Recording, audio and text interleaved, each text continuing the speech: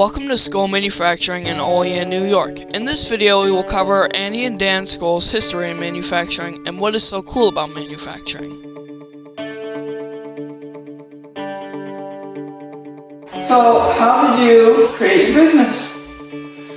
That's a loaded question. So, the business was created, just being honest, we worked with a local manufacturer, a very large corporation, who shut down in Oswayo.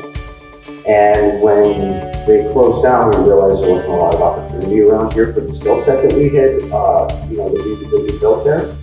So rather than trying to re-educate and trying to get into a new position elsewhere or trying to find a new job, we decided to create our own.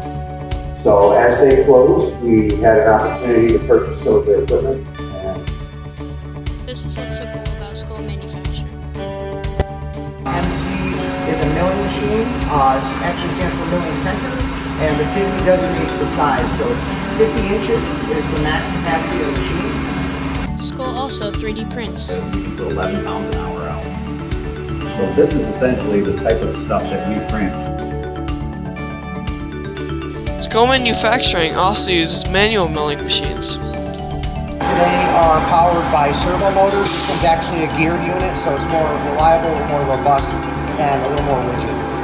The first CNC mill that we got, 3-axis, essentially the same thing, only you have to change the tooling by hand. So this power just put the rope and take the tooling, install it.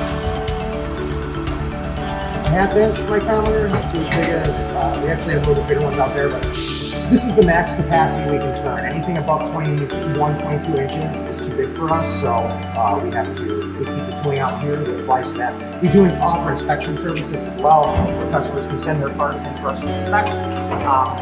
So we do hold tools at sizes that we cannot machine, but that's the reason why. This is what's so cool about Skull Manufacturing.